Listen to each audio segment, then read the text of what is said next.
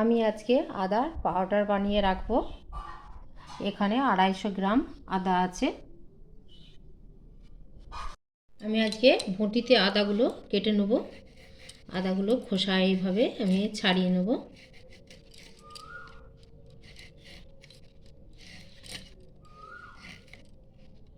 খোসা ছাড়িয়ে নিয়েছি। এবার ছোট ছোট করে কুচিয়ে নিতে হবে।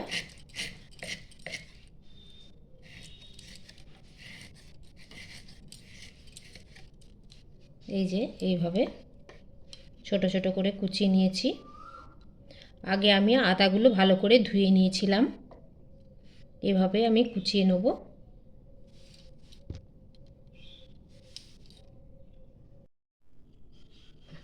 আদাগুলো সব ছোট ছোট করে কুচিয়ে নিয়েছি। আর এখানে খোসাগুলোও রেখেছি, খোসাগুলোও ফেলবো না। খোসাগুলোকে রোদে ভালো করে শুকিয়ে নেব। শুকিয়ে নিয়ে এটা চায়ের মধ্যে দিতে পারবো।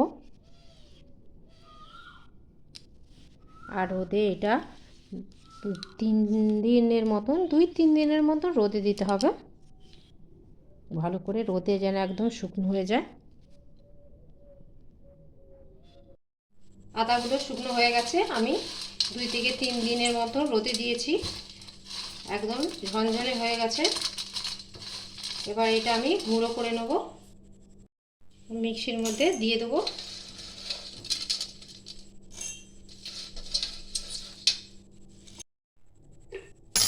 দেখুন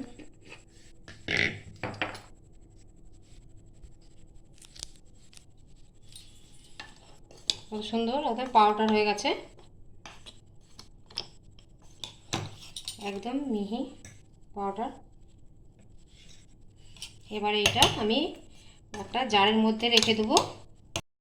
আমি এই কফির একটা জারে আমি তুলে রেখেছি।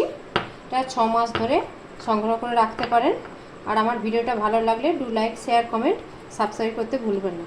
চলো দেখা হচ্ছে পরের রান্না। টাটা।